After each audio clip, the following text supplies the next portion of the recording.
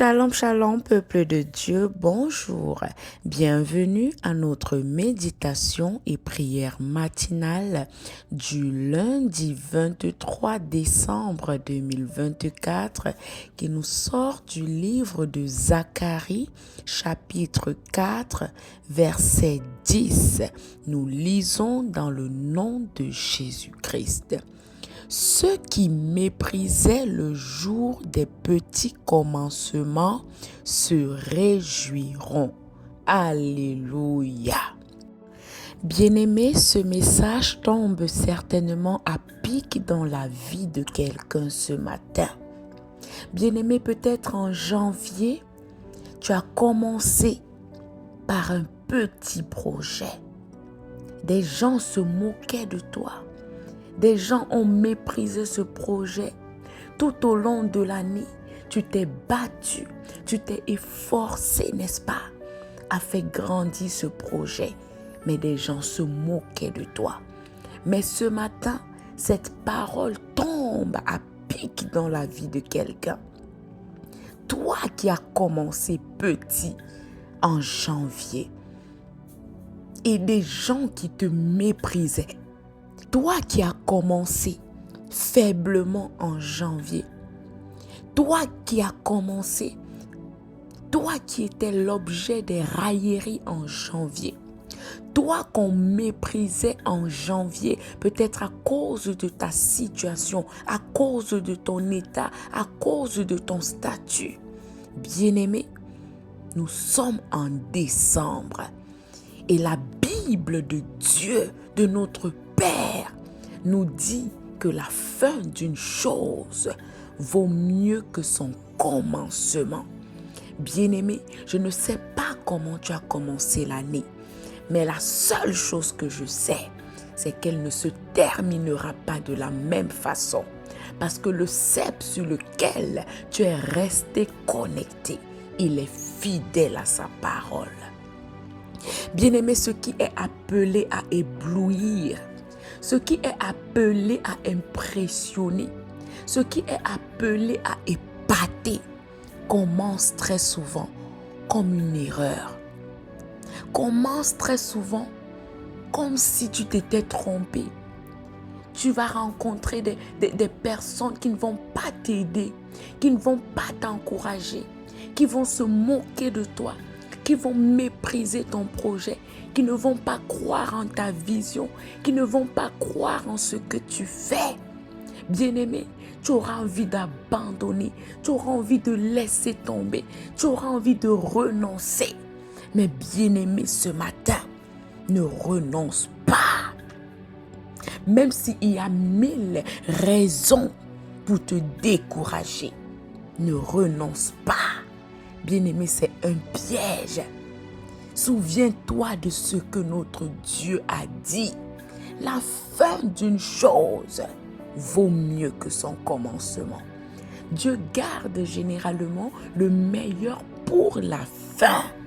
Bien-aimé, souviens-toi des noces de Cana. Le meilleur vin a été servi à la fin. Bien-aimé, ce matin, n'abandonne pas.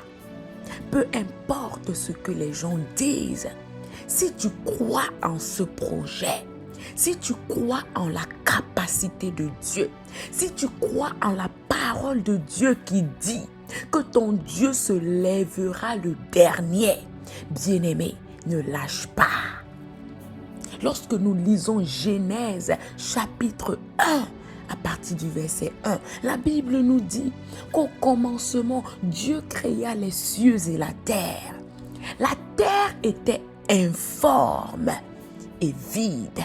Bien-aimé, même Dieu le Tout-Puissant, qui a créé une myriade d'anges par le souffle de sa bouche. Bien-aimé, la Bible dit, il a soufflé.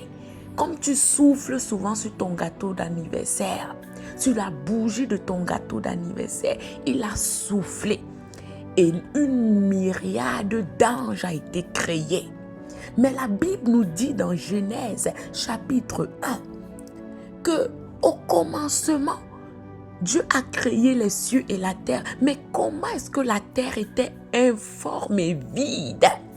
Bien-aimé, le commencement peut être informe. Informe signifie sans forme propre, sans forme nette. Bien-aimé, informe signifie inesthétique, grossier, inachevé, incomplet, imparfait. Bien-aimé, informe signifie laid. Je dis laid, mauvais, indigeste. Bien-aimé, les débuts peuvent être laids. Les débuts peuvent être grossiers. Les débuts peuvent être imparfaits, inesthétiques. Mais la fin sera très bon. La parole de Dieu nous dit que lorsque Dieu a tout créé, il vit que cela était très bon. Très bon. Les débuts étaient informes et vides, mais la fin était très bon. Bien-aimé, ce matin, je suis en train d'encourager quelqu'un. Quelqu'un qui veut abandonner, quelqu'un qui veut renoncer, quelqu'un qui veut se décourager. Bien-aimé, souviens-toi que le meilleur, c'est à la fin. Bien-aimé, la terre était informe et vide.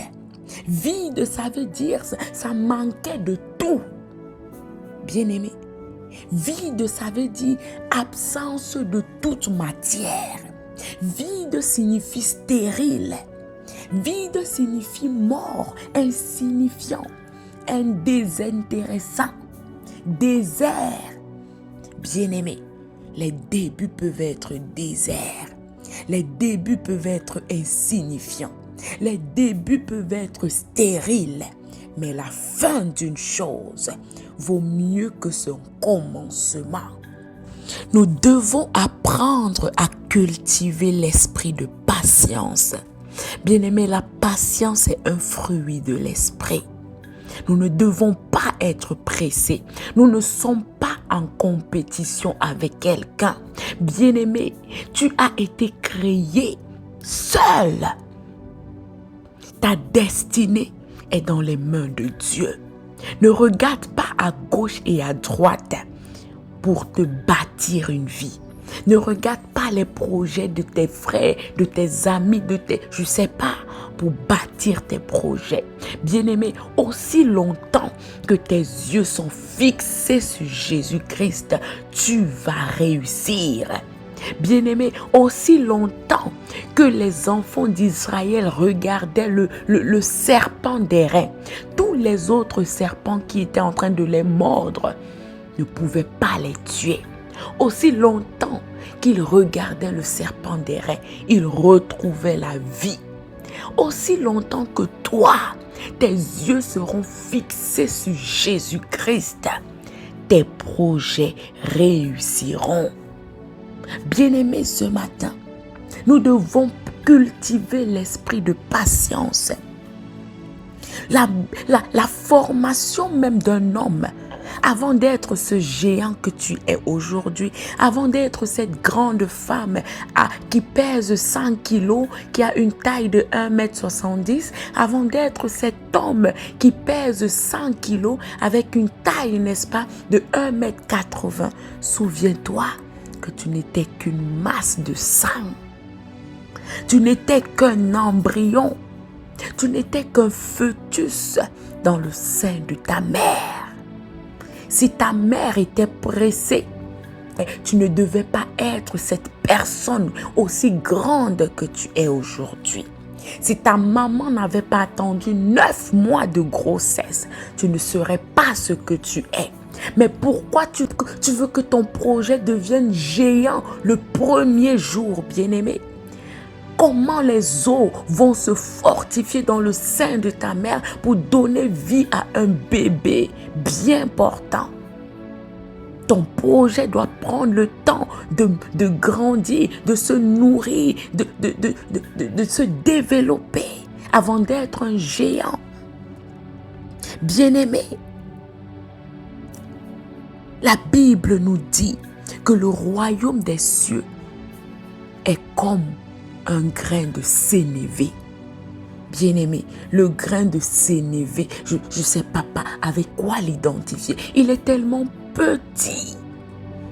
Le royaume des cieux, oui, ce pays où coule le lait et le miel.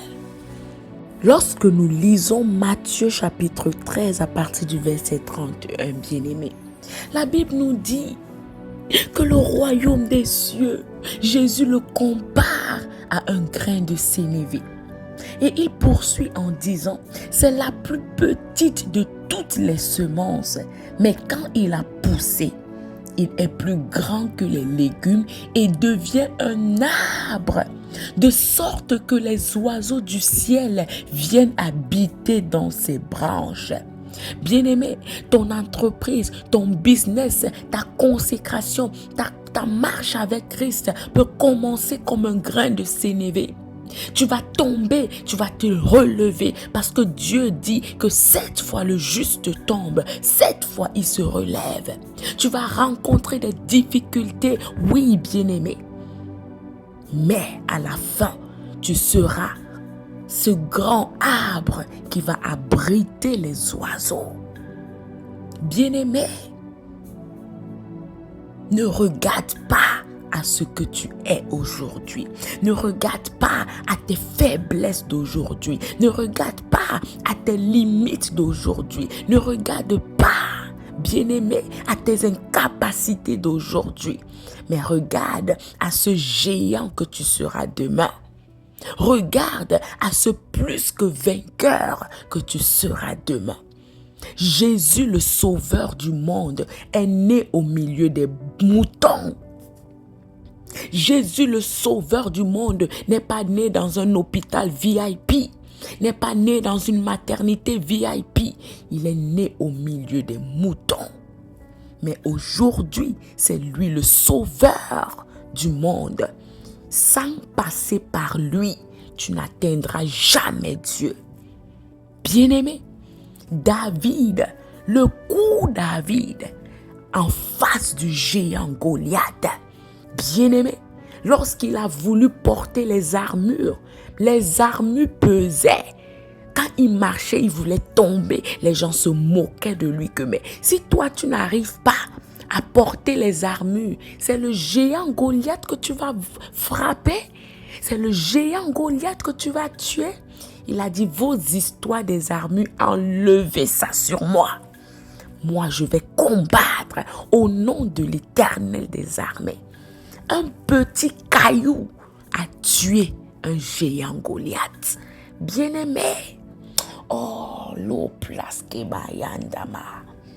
Bien-aimé, ne méprise pas ce que tu es aujourd'hui. Ne néglige pas ce que tu fais aujourd'hui.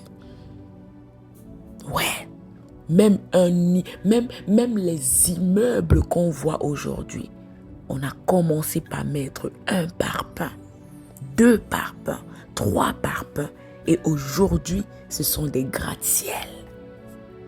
Alors ce matin, bien-aimé, ce que tu es en train de faire, la faible personne que tu es aujourd'hui, les 5 pains et 2 poissons que tu es aujourd'hui vont nourrir 5000, plus de 5000 personnes. Bien-aimé, la verge que tu as, cette petite verge que tu as entre tes mains aujourd'hui, va fendre la mer en 2 et va délivrer les esclaves de leurs oppresseurs. Bien-aimé, bien-aimé, le petit nuage qui est comme la paume d'une main aujourd'hui fera tomber la pluie. Bien-aimé, la petite chenille finit par devenir un magnifique papillon. Ne te décourage pas. Arrête de penser que la taille est la véritable mesure du succès. Ne puise pas ta satisfaction dans la quantité des choses. Parce que le Dieu avec qui tu commences est le Dieu avec qui tu termines. Et quand Dieu a créé le ciel et la terre, qui étaient informes et vides au début, à la fin de sa création, le 6e jour, la Bible nous dit, Dieu vit que tout cela était très bon. Sois patient et reste déterminé. Rêve grand, mais commence petit. Parce qu'une petite action vaut mieux qu'une grande intention. Et cette action qui commence petit, Dieu va la rendre grandiose. Soyez tous bénis dans le nom de Jésus-Christ. Amen. Nous allons prier. Merci Père pour cette journée. Merci Papa pour le pain quotidien que tu nous donnes encore. Merci de nourrir notre esprit par ta parole. Merci pour le souffle de vie, pour la santé, pour la protection que tu as renouvelée encore dans nos vies ce matin. Nous voulons être reconnaissants, Père. Nous voulons bénir ton nom, que nos âmes bénissent ton nom. Papa, nous te confions cette journée. Daigne nous protéger, daigne nous garder, daigne nous préserver de tout mal, afin que nous commencions, nous terminions cette journée en beauté. Au nom puissant de Jésus-Christ. Amen. Excellente journée à tous. Shalom.